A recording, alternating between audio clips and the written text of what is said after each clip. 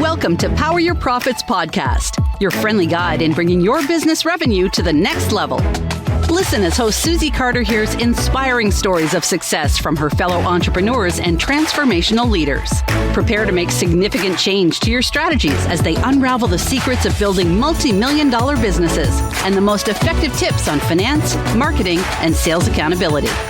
If you want to make your first step towards explosive business growth, this is the right podcast for you. Without further ado, here is your host, Susie.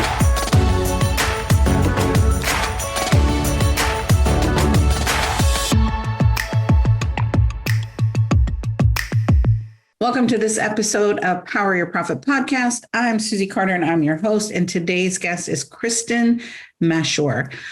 She's been the top 1% of realtors nationwide for 20 years, selling over 2,300 homes. She's also one of the top 1% of coaches nationwide. She's the author of 4 best-selling books focused on digital marketing and was named Yahoo Finance's #1 digital marketer to watch in 2021.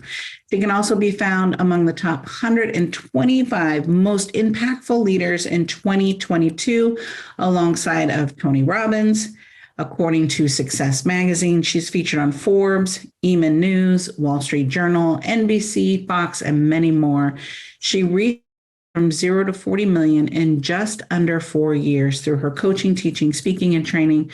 Krista is revolutionizing the way agents and professionals market themselves online. She offers an innovative step-by-step approach on how agents and entrepreneurs gain a massive digital footprint. I'm always saying, let's take best practices from other industries. Please welcome my guest, Krista, and let's dive in. Krista, thank you for being here. Thanks for having me, Susie. You're awesome. Excited. So tell everyone what your jam is, what your secret sauce is, and how you serve the market. I teach people how to utilize social media and video to dominate their profession.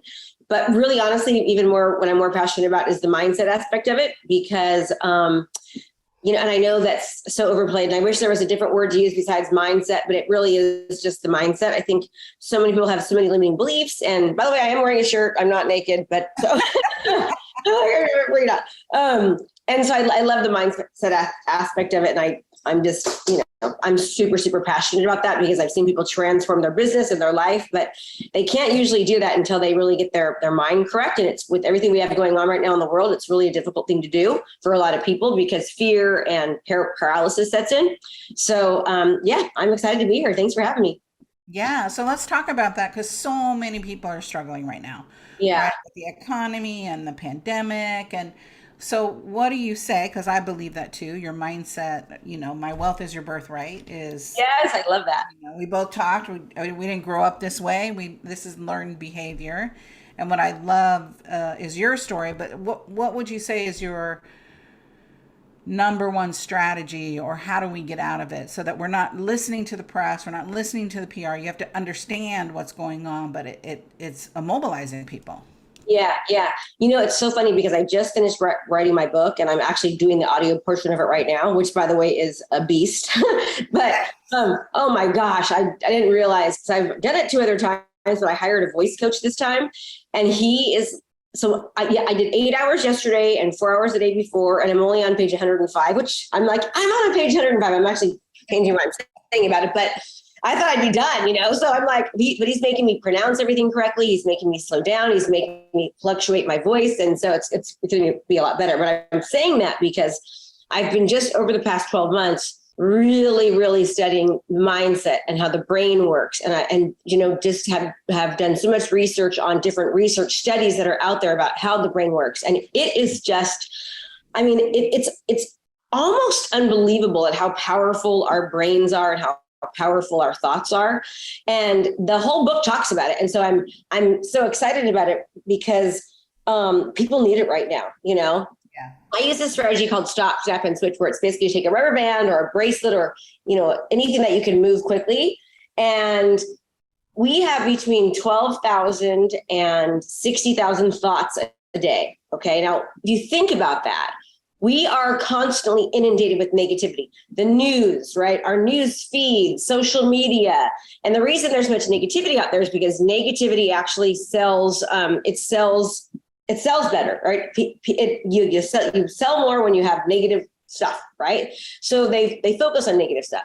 So we're getting all these messages in and these thoughts in about what we're seeing. And about 85% of what we're thinking is negative. And so research shows that when you think things, literally you can change the neurotransmitters and neural pathways in the brain. Not to get too technical, but my point is that your thoughts truly create your actions, which creates your life. And the way you think about things can literally change the outcome of it based upon what you're thinking, because we as human beings have so much potential. And I'll go back to the stop, snap, and switch in a second because I kind of got derailed there. But we have so much potential, right? I mean, think about the potential that we have. We've put people on the moon. We've built airplanes that you can put 500 people in and go from here, fly 5,000 miles across the town. We've created medicines that'll cure people. I mean, it's just amazing what the potential of the human beings are. But in order, you have to take action, right? To get the most use out of that potential. And I learned this is the success cycle. I learned it from Tony Robbins. But the problem is that people do not take a lot of action a lot of times, which is how they get their results, because they don't have the belief or the certainty about it. So because they don't believe or have the certainty about what they're trying to do, therefore they don't tap into their potential. Therefore they don't put a lot of effort into it. So therefore they don't take a lot of action, obviously. And then now they're not getting good results. And then they say, oh, see, you were right. Like I told you that wasn't going to work, but it didn't work because they didn't believe that it would work. So therefore they put in little action, which got them little results. So he talks about how, one of the biggest keys that we have in business and in life is the power of momentum, right? Like when you have momentum, it's like certain people, it seems like everything they're doing is doing well.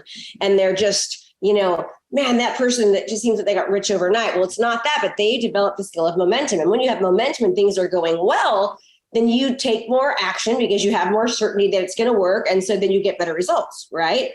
But what do we do when we're at times like this? When we're at times where we are uncertain, we have fear, there's so much talk about, the recession and about the world and about all these things that are happening. What happens is that fear sets in and we paralyze. So we have to try to create momentum.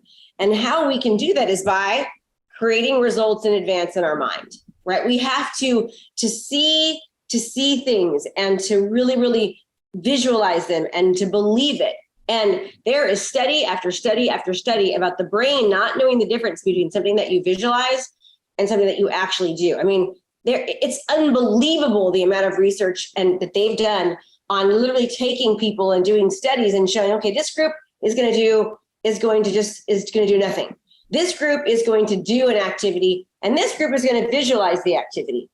And the difference in the people that visualize and the people that do is so minuscule, so minuscule, because the brain does not know the difference between what's real and what's not. And so the neural pathways in the brain, they actually act as if you're doing it and you're thinking about it. So when you visualize and think about and see what you want, see the results in advance, then now you're starting to create more belief. And so therefore now momentum starts to be created because you have the belief. So you've got to create the certainty and the belief in what you're doing. So quit watching the news. That's number one. The second thing is when you have a negative thought, you've got to recognize it, right? Because those thoughts, your thoughts are your beliefs, your philosophies, what you're thinking about, those thoughts, they create your actions, right? They create what you're doing, what your input, your habits, your routines, your rituals. And those habits, routines, those rituals, what you put into something, that creates your life, your success, your outcome, okay? So everything starts from a thought. Everything.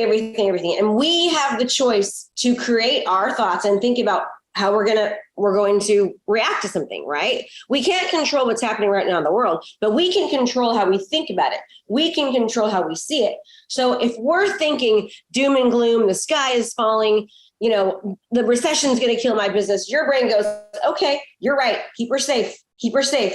Don't let her go out and try things. Don't let her take any risks. Hold all her money back. Don't market, right? And so therefore we get crappy results. So we have to change our thought process. And we have to think like, wow, when I start to freak out and get negative, I need to stop and recognize that. Then I need to snap the bracelet because you're doing a physical activity. Then you switch the bracelet around, you go and you change that negative thought, which is, hey, the sky is falling, to, wow, so many businesses have been made and born during times of recession. I have opportunities right now because my competitors are going to be fleeing. This is actually a good thing. Right. And it's a matter of just training your brain, like literally training your brain to think about good things so that you will take more action and have better results in life. Okay. But you got to tell people your story, because this will make so much more sense for people, because there's theory, right? And people teach theory, yes, but you're not teaching theory. You're teaching, you live this. So tell everybody your story, like your origin story, because you've got an amazing hero story. Yeah. Okay. So a lot of times we see people and we think like first of all, I don't know if you guys know what these are, but those are like, each one of those awards did over $1 million in sales. That one right there with the light shows we did 25 million in sales. And that right there shows that we did $10 million in sales from ClickFunnels online in the past 4 years. Okay. Already that money has been made in the past 18 months. So when you look at people, I think we have the tendency to think like, oh my gosh, Krista's just really, she's got a good personality and she's really outgoing. That's why she does well. Or, Susie has a podcast and she wears black glasses. So that's why Susie does well. Like our brain makes up excuses as to why people do well. So I like to kind of, and I'll tell you my background. I didn't start telling this story until about 1.5 years ago. Maybe it's been about 2 years, actually, about 2 years. I was watching a presentation at Funnel Hacking Live, and Russell Brunson talked about how the whole event was about your story. And my goal is I really want to make a major impact in the world. So the story I was telling was a true story. It was a story about my husband leaving me and like draining our bank accounts. And we had just bought in a brand new house, and I had 2 little girls, under the age of 4, like age 2 and 4. And we just purchased a home, and next thing I know, he's having an affair, and it's that there's a whole story beyond that. But that really wasn't the real story I should have been talking about, because the real story was the fact that I have not lived at home since I was 13 years old. So my mother, who I'm very, very close to right now, I love her. She's one of my favorite people, and she's amazing, but she had a lot of difficulty growing up. And so when I was born, she had these things that were happening to her that she didn't really understand. So she took them out on me physically. So she was physically abusive. And so finally, when I turned 13, I couldn't handle it anymore. And I ended up running away from home. So I ended up for over a year, like running away from home, living on the street, living in abandoned buildings, living in, my RVs, like my parents, my friends' parents' RVs that they didn't know I was living in my friends' closets at night, like for a year. Like it was this back and forth of getting caught, getting back home, leaving again. And so finally I broke the law. I ended up breaking into my 8th grade PE locker room while the kids were at PE. And we stole all their lunch money and all their, their purses, their lunch money, and all their clothes, because we didn't have any money or clothes. So we got caught, and then that got me thrown into juvenile hall. So I stayed in juvenile hall for about 3.5 months. Oh gosh. That's the first time you got caught, they just locked you up. Oh yeah, because my parents wanted me to get locked up because they couldn't control me, right? So it was like a blessing, because they were trying to get the police to help, but the police wouldn't, because I never broke the law. So finally, when I broke the law, it got me into the system. So, man, I remember when I was in there too, I didn't belong in there. I was a good kid. I was raised very, very spiritual, and I didn't belong in there. So the first week I'm there, I watched this girl, and she's got this bright red hair. And I feel like she had to at least have been 6 feet tall. I'm sure she wasn't, but at that age, I thought she was. And I saw her grabbing the hair of this other girl and bashing into the porcelain toilet, and like multiple times. And she was just beating the crap out of this girl, and blood was everywhere. And I remember thinking to myself, I'm going to die in here. Like, I don't belong in this place, Right. Let me back up just a little bit too. So because of the physical abuse, I had, I wet the bed until I was 10. And when I was in second grade, they realized I couldn't read. So they put me into a special education class. Now, this was with like kids that had severe, not learning disabilities, but like children with disabilities. So I was in the class with those children because I had a learning disability and I couldn't read. So I was there for 2 years, second grade, third grade, and fourth grade. So for 3 years, I went into that, maybe 2 years.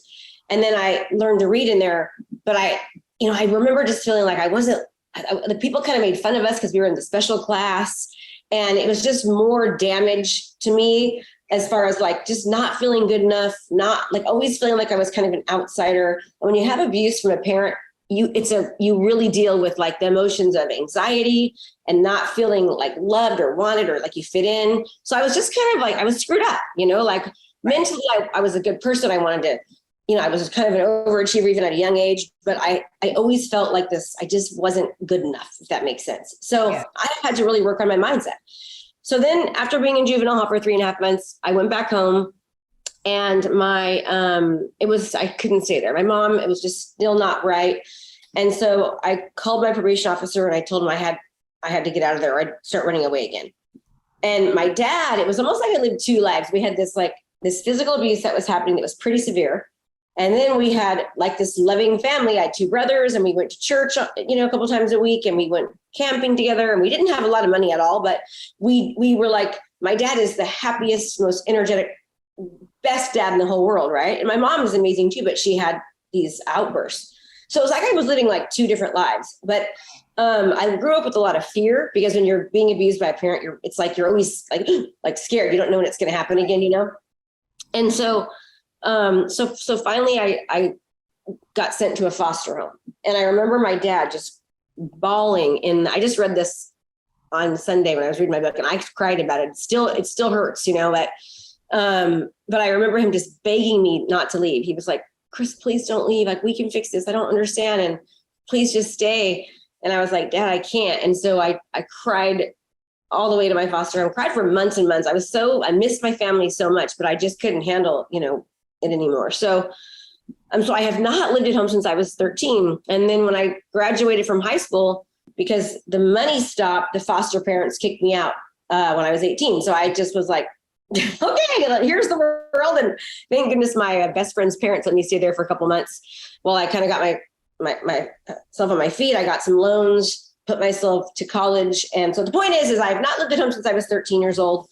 Nobody has given me one dime. Like literally I had to pay for my first car, my phone, my food, my rent, my books, like everything. And now, I'm a multimillionaire. This year we had a $4 million month. We average about $1.5 million a month, every month. We're crushing it. And I've got 2 multi-million-dollar businesses. I'm working on my 3rd right now. And it's all because of the mindset. So you have to understand that when you are abused by a parent, and listen, it might not be abuse for you. Maybe it's PTSD. Maybe you went through a bad divorce. Maybe you've made a bad investment. Maybe you've lost a business. I mean, we all have our thing, right? And those things can be debilitating and they can cause us to freeze and they can cause us to be afraid. And we think about it's going to happen again. And oh my God. So it's a constant work. What I want everyone to know. And I'm not just saying this, it's like there's so much research. And when you read my book, Stop, Step, and Switch, you'll understand because it is so fun to read because you're like, this is science, right? Like I have the power to change my life right now, with the decision to change your life. You can have a completely different roadmap, a completely different outcome in 12 months, but you've got to make the choice and you've got to put in the work and you've got to keep going when it gets hard. And you've got to not just get ready and not just aim. You got to fire. And you're going to make mistakes and you're going to screw up like crazy. But that is actually a good thing because you're learning what not to do wrong. I mean, gosh, my first, when I wanted to change careers, I was a teacher. I taught 3rd grade for 6 years. And then my daughter, Keely, got sick. I feel like I'm talking too much, Carolyn. Am I okay, Susie? I'm sorry. Am I doing okay? No. You're good. I feel like I'm just like blowing it out there. But we had just bought, I left my teaching job because my daughter she had spinal meningitis and then she had a couple strokes and she had kidney failure. And so I was like, I'm going to be a stay-at-home mom. I cannot work full time. I need to make sure I could help her through her milestones because they had told me that there was a high likelihood that she would be, mentally disabled. She would be blind, deaf, all this stuff from all the strokes. She's fine. She just has ADD, which is great. Like I do too. That's probably just for me. But so I left, that job, and then I was I went into real estate because my husband at the time had an affair. He left us and drained our accounts. And I was like, oh shit, we just bought a new house. Like I have got to figure this out. So I went into real estate, and I did great my first year because my why was very strong. I wanted to keep my daughters in their home. Right. And now that you know my story, you can understand how important that was for me to keep them safe. Like their safety and them having a really good environment was a huge why for me to, sell 69 homes my first year in real estate. So I ended up doing great in real estate. And I was, the year that I wanted to become a coach, which is 4.5 years ago, I think I made like around 1.6 or $1.8 million in GCI commissions. So I was doing, making $1 million a year in real estate. And my family was like, Krista, normal people do not change their career at 46 when you're doing over $1 million a year to become a real estate coach. Like nobody's going to pay you. Right. And so I didn't listen, thank goodness. And they were doing it because they love me. They were just trying to save me. And I mean, I get where they were coming from, right? But a lot of times people that love you that are afraid to do something, they hold you back without even knowing it. So right. Word of advice on that, do not take advice from someone who hasn't done the thing that you're trying to do. If you want to make $1 million a month, don't go to somebody who hasn't made $1 million a month. Right. If you're trying to make $1 million a year, go to somebody who's making $1 million a month, right? Like you need to learn from people who are doing the thing that you're trying to do, because other people, they have their own limitations and they put them on you. So I've had to really work on my mindset, and it's been something where it's like, it's constant, right? It's a constant battle of you're not good enough. Yes, you can do this. No, you can't. So it's like a daily practice for me. So I read a ton of books. I have done a ton of therapy and counseling.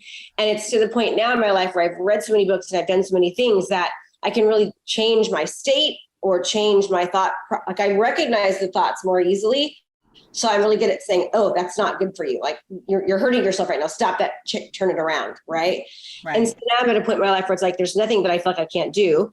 Not obviously I can't disappear or I can't fly on on my own. But if somebody else has done something, I pretty much know I can do it if I just really put in the effort and give it the time it takes to get there. I love it. Like, I feel like you're my sister from another mister, right? Stories, they're very similar, right? Just in looking at the walk and the path. And so I just want to acknowledge your tenacity. And my why was for my children as well. It's like, I do not want them to see that. I don't want them to experience that. I want to protect them from, which you broke the pattern, which is amazing. Yeah. That's the hardest thing to do, is to break the pattern. I probably broke it too much. I think I should have been a little harder on my girls, because sometimes what's that word? Like, I don't know. It was like, you guys gotta work harder. I think I overdid it. Well, coming from us, like nothing compares to the level of work that you do, right? So it's always hard for that next generation but you broke it. That is huge. I always tell my students, if I can do it, you can do it. Right. So if Krista can do it, you can do it. You hear that story. And we always say your tribe is your vibe. And you really speak about that, of who you're surrounding yourself with. So let's talk about that, because it is really important. It's not a shtick. It's not a saying. You got to protect that space, that intellectual space. To me, it's my sanctuary. I don't have a lot of friends. I have the right friends. Yes. I don't want to be people who are negative. I don't want to be people that aren't going to support my life, my marriage, my business, that it's too exhausting. Right? Oh yeah. Share a little bit about that and how you accumulated those great mentors. There is nothing I think one of the most single aspects, aside from having a good mindset, is being around the right people. Right. So I remember 4.5 years ago, I hired Russell Brunson to be my coach. And I sat in that room and I had to freaking stop, snap, and switch like for the whole dang time I was there. Because I'm in this room and there's all these multimillionaires in there, and they've developed these amazing businesses online. And I knew how to market online on a local level. Like I was really great at marketing locally online, but I had no idea, like no one knew me 4.5 years ago. Right. And right. Just locally. And so here's these people like, Alex Hormozy and, Brendan and Kaylin Poland and Allison Prince, and they are just killing it on. They're all, multimillionaires. Just, Alex Hormozy, I think he makes like 20 million a month. I mean, the guy's just like insane. So I was thinking, like, what am I doing here with these people? You know, like I'm already doing well. Like, and I had to like really sit there and say, Krista, stop it. Like if they can do it, if you can do it, right? But I'll tell you what, I would never have been able to do the success that I'm doing right now if I had not had been in that room and had the help. So basically, I was able to learn from, and I have spent, I just did the math. This is probably people don't even believe me, but in the past 4.5 years, I've spent over $700,000 on my own personal coaching and development. And that doesn't include hiring like experts in other fields. Right. And I know it's more than that, I'm forgetting stuff, because Christy's like, what about this? I'm like, oh yeah. Right. Like it's like 700, probably honestly closer to $1 million. Right. Over the past 4.5 years on just like really learning these skills, you know? But when you look at that and the ROI, the one you 20 million, the other one 10 million, right? You're like, yes, we've done 37. Well, it's probably close to almost 39 now, but let's just say $37 million online of contracted sales. That's like money coming in 4.5 years. So, but here's the thing: the first year, it took me 11 months to get my first 2 Comma Club award. But I spent like almost $1 million to make $1 million. Like, not really, but I mean, no one tells you that, right? Like, yes, I literally sucked it all back in. So I'm pretty transparent about, hey, that was great, but really so it took me 11 months to make my first one. Then I got like another one, like 3 in a row within like 7 months. So if you can just get through and let me tell you, I was in the kitchen crying, and my husband, I was like, why in the hell did I do this? I was taking money from my real estate business to put it in my coaching business. I had to sell one of my daughter's houses, move her back in my house to have money, then COVID hits, and that's just another whole thing to talk about, because I was like at a 6-week burn rate. I mean, it was hard because, but I just kept going and learning and showing up and writing checks to people that were smarter than I am, and listening and doing what they've said. So, it's funny because I look back at that time, and had I not learned from those people, I would never be where I'm at today. And now, from everyone that was in that room that started with me, I've pretty much surpassed almost all of them except for 2. So come on now, look, I just need to stop and go, whoop. You're a great coach because you're an amazing student, right? You can't get so true. Yeah. And it's funny because I remember Russell said, you're going to make a lot of money. He said that to me when I was my first time there, when I was scared crapless. I was a embarrassed to even open my mouth. I would my heart would feel like it's going to pump out every time I had to speak, because I just felt so inferior. Right. Yes. But you want to know, I always think why did he say that to me? And I know what it is. It was because of my attitude. Yeah. It was because of my attitude and the energy that I put out, and that energy and that attitude, it creates success. So tenacity, that I'm not going to give up. I'm going to sleep on the street, sleep in abandoned buildings, right? You still have that mentality, but you don't have to sleep in the street or abandoned buildings, right? To sell your daughter's house, to be able to do like that. Yeah. I think that's what frustrates me about entrepreneurs. It's not sprinkle fairy dust. It doesn't magically happen. You got to roll your sleeves up and make it happen, right? And so many people have excuses and stories and reasons, which goes back to your mindset. Yeah. Your net worth will only go as far as your self-worth. Oh, right? Yes. And your network. I like that. Your network. And I need to write that one down. I'm going to write that one down right now. That's super good. So your network, net worth. Net worth will only go as high as your self-worth. Self-worth and your network is only as I love that. Right. And it has helped me, saved me to go, okay, because I love that you say we've had challenges, right? I've been in the valley. I didn't take real estate in when I was in the valley, but I was in the valley, and I cried at the kitchen table and then pulled up my big girl panties and then got back into it, right? To go, oh, okay, this is business. I don't know who said it was going to be easy. I don't know where people thought that. I hate this. You see it. Just create a membership site. Just create a site and they will come. Oh, no, it is strategy. So much strategy. And it's so much strategy, and it's adjusting and changing. So I'll give you a good example. So I've been doing virtual events for since January 1st, 2021. So we've done 18, like 20 of them or something like that. Yeah.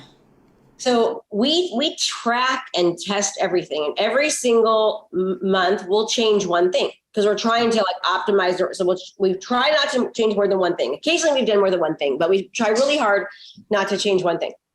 So there's been times where I've made a change and it was like, wow, that was awesome.